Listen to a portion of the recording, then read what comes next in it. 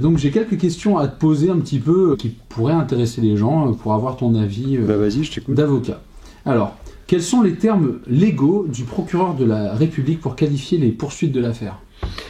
Alors l'information judiciaire, elle a été ouverte contre X. Ça veut dire que le procureur de la République a considéré qu'on ne pouvait pas savoir quels étaient les chiens qui pouvaient être suspectés dans un premier temps. Et elle a été ouverte contre X pour homicide involontaire par morsure de chien. D'accord, ok. Et est-ce qu'il s'est exprimé officiellement sur l'ADN et le moulage des morsures? Alors il y a eu plusieurs communiqués de presse du procureur de la République. La difficulté, c'est qu'actuellement à Soissons, il n'y a pas de procureur de la République. C'est un avocat général de la Cour d'appel d'Amiens qui fait office de procureur de la République par intérim. Et il s'est expliqué, il a fait un communiqué de presse puisqu'un certain nombre d'éléments étaient sortis dans la presse. Et il a fait récemment un communiqué de presse qui a été diffusé à beaucoup de médias. Et le but, c'était quoi de ce communiqué? Est-ce que c'était de démentir certains propos hâtifs ou est-ce que c'était Non, de le but de ce communiqué, c'était un peu de faire un point parce que, tu sais bien, le dossier était parti médiatiquement un peu n'importe comment, sans aucun rapport avec la réalité du dossier judiciaire. Donc le procureur de la République a considéré à un instant qu'il fallait caler les choses, quoi, qu'il fallait qu'on puisse s'arrêter de raconter à peu près n'importe quoi sur l'innocence de Curtis, sur la culpabilité des chiens de chasse, et de dire factuellement, à un instant T, quels étaient les éléments qui avaient été recueillis par les experts. Qu'est-ce qui, d'après toi, au final, a fait office qu'est-ce qui a dirigé le traitement médiatique? Est-ce que c'est plutôt Christophe Ellul? Est-ce que c'est plutôt la justice? Qui a vraiment fait le plus gros écho auprès du grand public? Ça a été deux choses en même temps. C'est-à-dire que d'un côté, tu avais Christophe Ellul qui rameutait les réseaux sociaux, qui expliquait quelle était sa vision des choses, quelles étaient, selon lui, les dernières paroles qu'il avait recueillies.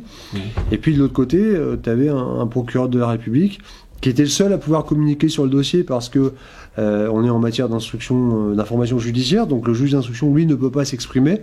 Et le procureur de la République avait des communiqués de presse qui étaient relativement rares, mais c'est un peu c'est un peu la loi du genre dans ce cadre de dossier.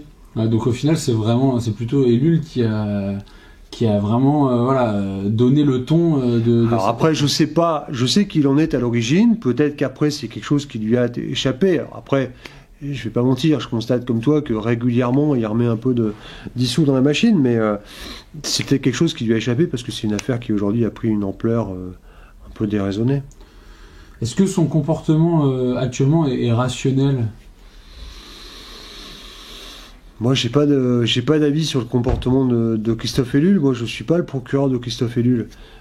Je constate simplement qu'à mon sens, il est dans une espèce de contestation systématique d'éléments qui sont quand même un peu scientifiques quand même. C'est-à-dire, quand vous n'avez pas d'ADN, on a beau m'expliquer que c'est parce que j'aime pas les pitbulls, la démonstration est un peu légère.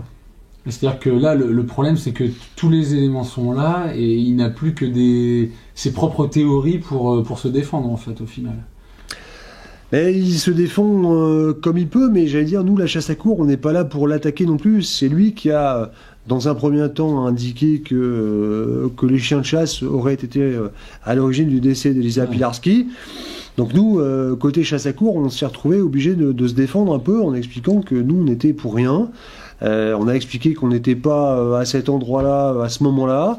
Voilà, la chasse à courre, enfin le rallye de la passion, a toujours collaboré avec les services de gendarmerie et judiciaire. C'est-à-dire que dès que ce drame est arrivé, dès que la vénerie a été au courant, et bien évidemment Sébastien Vandenberg a répondu aux questions des gendarmes. Il n'a jamais rien caché, il n'avait rien à cacher. La chasse à courre, tu sais, n'a rien à cacher. Je veux dire, on est complètement à la fois clean et puis ouvert. On n'a rien à cacher.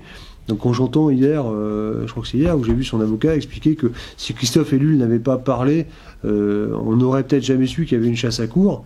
Je veux dire, à un moment, qu'est-ce que tu veux qu'on réponde à ça? Si Christophe Ellul ne l'avait pas dit, on n'aurait pas su qu'il y avait une chasse à courre. Tous les gens du coin savent qu'il y a des chasses à courre, tous les gens du coin savent qu'il y a des équipages, tous les gens du coin, un certain nombre suivent cet équipage. Ça n'a pas de sens dans un combat qui est un peu irrationnel. Oui, en fait, à chaque fois, c'est des arguments qui sont facilement démontables, quoi. Mais c'est des arguments qui sont un peu... ça tourne un peu en rond, quoi. C'est pas Curtis, pourquoi? Parce que c'est pas Curtis. Oui, mais d'accord. Enfin, si, mais c'est pas Curtis. D'accord, oui, mais enfin, monsieur, expliquez-moi. Ah oui, mais c'est pas Curtis. Bon, c'est pas Curtis, mais enfin, t'es le seul à le croire, quoi. Ok. Est-ce qu'il y a d'autres procès qui peuvent s'ouvrir à l'issue de cette affaire? Aujourd'hui, le procès, il n'est pas là, puisqu'on est toujours en cours d'instruction.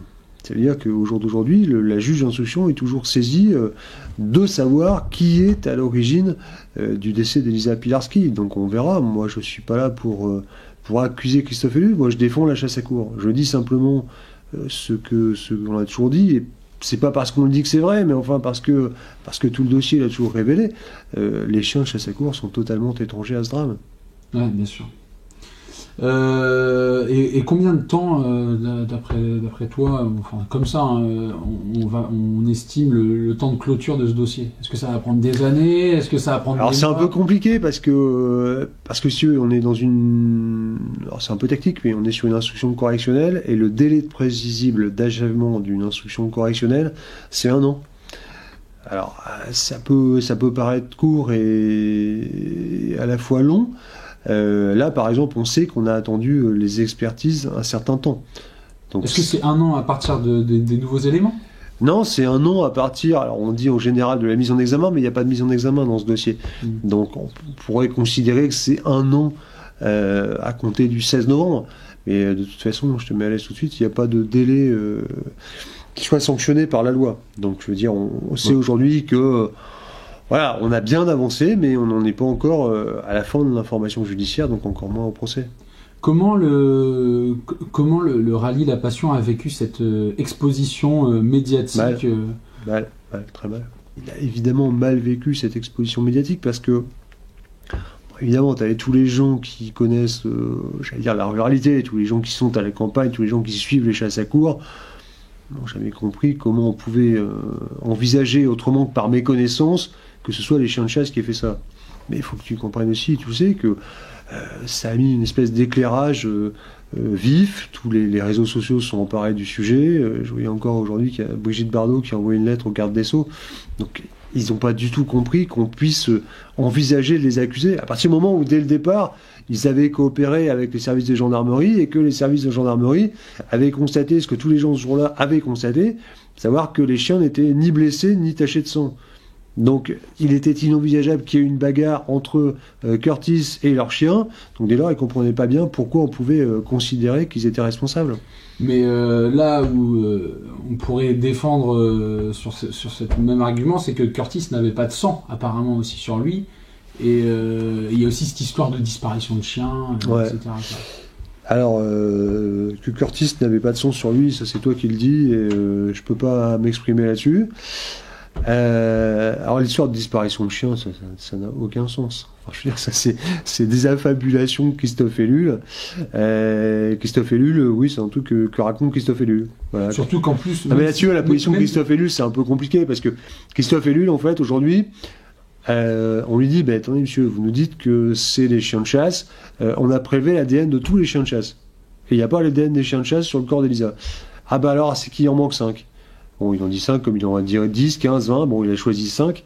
Donc voilà, la position de Christophe Ellul, c'est ça. Ah bah si on montre que j'ai tort, bon bah c'est qu'il en manque 5.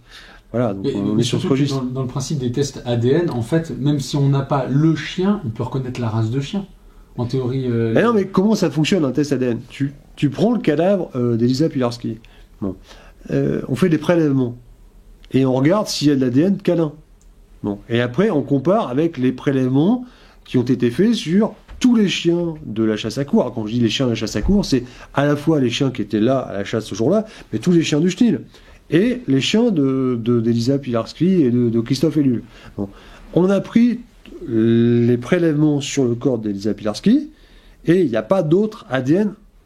Il y a un ADN inconnu, bon, ça, la justice en est saisie, mais on a comparé avec les chiens de la chasse à courre. Et c'est pas les chiens de la chasse à courre. Et de toute manière, il n'y a pas d'autre ADN. Ah ben il y a un ADN inconnu, mais ça c'est autre chose. Mais je veux dire, s'il est inconnu, c'est que c'est pas les chiens de chasse à courre, puisque l'ADN des chiens de chasse à courre, il est connu. D'accord, ok. Mais est-ce que même si c'est une ADN inconnue, on peut reconnaître que c'est pas de la race des chiens de la chasse à courre? C'est un peu compliqué l'ADN chez les chiens, ça fonctionne pas comme chez les humains, donc c'est pas comme ça exactement que ça fonctionne. Mais on est quand même suffisamment au point, c'est quand même des experts qui l'ont fait, pour dire c'est connu ou c'est pas connu. Si c'est pas connu, c'est que c'est connu. Voilà, donc c'est un peu ridicule de le dire comme ça, mais on a pris l'ADN de tous les chiens de chasse. Si ça avait été l'ADN des chiens de chasse, on l'aurait vu. Ok. Bon, là, passons un peu à la partie réseaux sociaux. Est-ce qu'il y aura une ou plusieurs procédures pour diffamation sur les réseaux sociaux envers Christophe Ellul et sur les réseaux sociaux, et notamment une levée de l'anonymat face à certaines vendettas de harcèlement? Alors ça c'est un vrai sujet. Est-ce qu'il y aura des poursuites ou pas? J'en sais rien, ça on verra avec le rallye La Passion. Est-ce que ce sera sur la diffamation? J'en suis pas certain, parce que la diffamation procéduralement c'est quelque chose qui est très particulier. Mais tu vois bien que sur les réseaux sociaux, ça a quand même été rapidement du grand n'importe quoi. Et non seulement c'est du grand n'importe quoi, mais c'est ultra violent. C'est-à-dire que tu as des gens qui connaissent ni la chasse à courre, ni Elisa, ni Christophe Ellul, ni Curtis, mais qui ont forcément un avis sur la question. Et d'ailleurs, qui pendant longtemps confondaient Ice et Curtis. Ouais, ça on a vu aussi, mais après, ils confondent beaucoup de choses avec beaucoup de choses, donc on peut pas forcément leur en vouloir. Mais j'allais dire qu'on ne leur en veut pas jusqu'au point où, quand ils commencent à t'insulter, quand ils t'envoient des lettres de menaces, au bout d'un moment, la plaisanterie a assez duré, quoi. T'as reçu des lettres de menaces? Ouais, j'ai parfois des lettres pas très sympas. Ouais. J'ai parfois des lettres qui sont pas très sympas, mais ça, j'allais dire, c'est dans la droite ligne du dossier, ouais, je suis pas le seul. Hein. Ouais, y a eu comme ça beaucoup d'avocats qui ont été menacés dans cette affaire, qui ont subi des... Je crois que Cathy Richard l'a dit, ouais, l'avocat de la famille Pilarski, elle a quand même été menacée. Enfin, c'est te dire à quel point de délire on en est arrivé dans ce dossier. Parce que moi, je défends la chasse à courre. Je te dis pas que c'est normal, je te dis pas que c'est pas scandaleux, mais c'est dans une certaine logique. Mais quand tu vois que l'avocat de la famille d'Elisa Pilarski reçoit des lettres de menaces, parce que si Curtis devait être déclaré coupable, ce qui n'a aucun sens juridiquement, hein, si Curtis devait être déclaré coupable, ce serait sa faute. Enfin, c'est te dire à quel point de délire on en est arrivé dans le dossier. Sachant qu'un chien n'est jamais coupable, c'est toujours le maître. Non, mais un chien ne peut pas être coupable, un chien ne peut pas avoir d'avocat. J'ai vu ça aussi. Tu as vu peut-être sur BFM, il y avait un confrère qui était là qui expliquait qu'il était l'avocat du chien. Bon, je crois que là tout était dit quand même. Et au final, ça prouve qu'on est vraiment passé dans un dossier où tout était centré sur l'animal. Et on ne parlait plus de la... Ouais, c'est ce qui est triste, c'est ce qui est triste, ouais. C'est ce qui est triste parce que cette jeune femme, elle est quand même décédée dans des conditions qui sont terribles. Et aujourd'hui, quand je vois les déclarations des uns et des autres, c'est sauver Curtis. Enfin, je veux dire, le fond du débat, c'est pas ça. C'est essayer de savoir dans quelles conditions Elisa Pilarski a trouvé la mort. Enfin, c'est ça qui me paraît le plus important. C'est pas de sauver Curtis. Moi, j'ai rien contre Curtis. J'ai rien contre les pitbulls en général. Moi, j'adore les chiens, c'est pas un problème. Mais ce qu'on veut, c'est savoir qu'est-ce qui s'est passé. Si comme tout l'indique, c'est Curtis. Après, moi, c'est plus mon problème, mais moi, j'aime les animaux, c'est pas le problème. Est-ce que tu penses pas qu'au final, les animalistes, ils ont quelque part gagné parce qu'ils ont imposé leur vision de la société où l'animal passe avant l'humain? Ouais, attends, ils ont imposé leur vision de la société aux totos qui sont sur les réseaux sociaux, quand même. Hein. Non, mais faut être sérieux, quand même. T'as beaucoup de gens qui... T'avais les gens qui connaissaient la chasse à courre et qui savaient que c'était pas possible. T'avais les gens qui... il en reste un certain nombre qui n'ont pas d'avis sur la chasse à courre. Moi, j'ai pas d'avis sur le cyclisme ou sur le rugby à 13, hein, si tu veux. C'est pas mon truc, c'est pas ma cam. Bon. Mais si tu veux, les gens qui n'avaient pas d'avis sur la question, bon, maintenant, le dossier, il est médiatiquement, procéduralement, quasiment sur la place publique. Donc, ils ont vu ce que les experts disaient, et ils ont dit, nous, on n'avait rien, ni pour la chasse à courre, ni contre la chasse à courre, ni pour Curtis, ni contre Curtis. Seulement, aujourd'hui, visiblement, il semblerait que ce soit Curtis. Donc, ces gens-là, ils ne sont pas aujourd'hui convaincus par telle ou telle conférence de presse ou telle interview. Ils se sont fait leur avis. Bon, après, qu'ils aient un avis, c'est le leur. Hein. Quelle procédure serait applicable dans l'hypothèse d'une affaire dépassant les frontières françaises et relevant du droit européen? On se rend compte que, mais ça, visiblement, c'est les médias qui l'ont sorti, que Curtis serait importé illégalement. Bon, après, on va pas se cacher derrière son petit doigt, c'est un secret de polichinelle, parce qu'on a vu le grand moment de rock'n'roll qui consistait à dire que c'était un croisé whippet paternal. Bon, je pense que tous les gens qui ont vu un chien ou un whippet ou un paternal savent que c'est pas possible. Enfin voilà, tu peux comprendre que si tu croises un Esquimau avec une Chinoise, t'as pas Usain Bolt, tu vois. Ça paraît quand même génétiquement compliqué, mais bon, alors ça c'est la fable qu'on nous a sortie dans un premier temps. Bon, après il faudrait quand même que Christophe Ellul l'explique. Si c'est simplement un croisé, alors je le dis, c'est pas du tout péjoratif. Un croisé, c'est ce qu'on appelle un bâtard, quoi, en gros. Donc quel est l'intérêt de te taper à peu près 500 bornes, passer 4 frontières pour aller chercher un bâtard? Après, chacun son truc. Mais voilà, donc ça peut aussi poser question. Ouais. Quels tribunaux seront saisis dans l'hypothèse que l'affaire prend un tournant international? Aujourd'hui, l'affaire va pas prendre un tournant international, l'affaire elle est à Soissons. Est-ce que la juge d'instruction va délivrer une commission rogatoire internationale pour aller interroger l'éleveuse ou le vétérinaire? Je pense vraiment pas. Donc le dossier il est à Soissons, l'information judiciaire elle est à Soissons, et le tribunal qui jugera de ce dossier quand des responsables seront à la barre, c'est le tribunal correctionnel de Soissons. Ok. Quels sont les... Ah non, attends. Est-ce que c'est vrai? Ok. Quelles sont les procédures pour chiens mordeurs et leurs conséquences? Alors ça, c'est un peu compliqué. Ils sont vus par des comportementalistes qui décident. Bah, après, c'est des spécialistes. Hein. Moi, je suis pas du tout spécialiste en vétérinaire ou en chien. Ouais. Donc c'est eux qui décident si ce chien est dangereux pour l'homme ou pas pour l'homme. Et si le chien est dangereux, bah, malheureusement, c'est l'euthanasie du chien. Parce qu'il y a des gens qui pourraient s'indigner et dire oui, nous on pourrait le prendre, le rééduquer, j'en sais rien, c'est possible ça ou pas? Ah ben ça, les spécialistes le disent. Mais enfin, si c'est possible, c'est possible. Si c'est pas possible, malheureusement, il n'y a pas d'autre solution. Parce que entre un chien et un gamin, la société préfère les gamins. C'est comme ça. Ouais. Et donc c'est toujours l'antispécisme, quoi. Mais non, mais après... Non, mais parce que regarde, c'est parce qu'il y a des gens qui vont prioriser la vie de l'animal sur l'humain, quoi. Ouais, non mais après... Là, ça revient, même oui, sans non, le vouloir, ça revient. Non mais c'est un vrai sujet, mais si tu veux, moi aujourd'hui... moi j'ai tendance à considérer, mais après c'est mon point de vue, hein, que le chien qui est dangereux pour l'homme n'a pas à être en société. C'est aussi simple que ça, parce que le chien qui peut demain croiser une femme avec un gamin, hein, ou une femme avec une poussette, s'il est constitutif d'un danger, c'est terrible, mais il n'a pas à rester à proximité de jeunes enfants ou de vieillards ou que sais-je encore. D'accord. Et dernière question, sans rentrer dans le secret de l'instruction, devons-nous nous attendre à d'autres rebondissements dans l'affaire? Je sais pas, ça c'est la juge d'instruction qui mène les investigations, on verra. Aujourd'hui, il y a un certain nombre d'éléments qui ont été mis sur la place publique.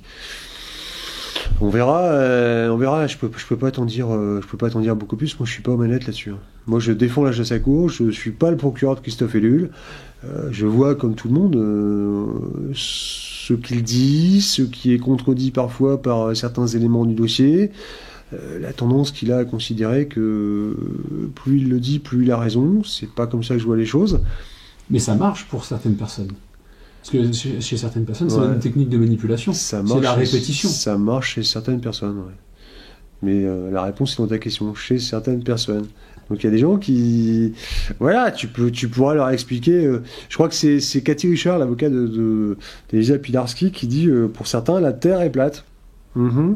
Pour certains, la Terre est plate. Voilà, t'as des gens qui vont t'expliquer que de toute façon, ça peut pas être Curtis. Ben pourquoi? Parce que c'est Curtis, oui, mais pourquoi? Parce que c'est un chien, donc un chien est forcément gentil. Ben non, un chien n'est pas forcément gentil. La majorité des chiens sont gentils, mais un chien reste un animal. Et puis surtout, que c'est ce que l'homme en fait. Oui, ça c'est... Surtout dans le cas de Christophe Ellul, on a des éléments pour le dire. Mais moi, je connais pas le chien. Moi, je suis pas spécialiste du croisement hollandais Patterdal Whippet. Donc, je me garderais bien d'avoir un avis sur la question, tu vois. Mais moi, je peux juste te dire que si tu veux, toi demain, si tu veux un chien, par exemple, pour faire du mordant, parce que il y a des gens, on sait, tu vois, par exemple, pour la police, la gendarmerie, les douanes, ils ont des chiens de travail, donc ils les éduquent au mordant, c'est un truc très particulier. Ça veut dire que tu peux le faire qu'avec un certain nombre de races. Parce que c'est des races qui, historiquement, sont stables dans leur tête. C'est-à-dire que tu prends les perches allemands, les malinois, enfin, c'est des chiens de travail. Donc, c'est des chiens sur lesquels on a un recul. Et même dans ces races-là, ils doivent être vus par un vétérinaire spécialiste qui te dit que, même dans cette race-là, tu sais qu'il y a des chiens qui sont malheureusement pas spécialement équilibrés. Il est issu d'une race qui est aujourd'hui indéterminée. Et donc, il n'avait pas le droit de faire de mordant. Il n'avait pas le droit d'être dressé au mordant. et il avait encore moins la possibilité d'être vu par un vétérinaire, parce que je te rappelle que visiblement le vétérinaire qu'il a vu s'est un peu fait abuser.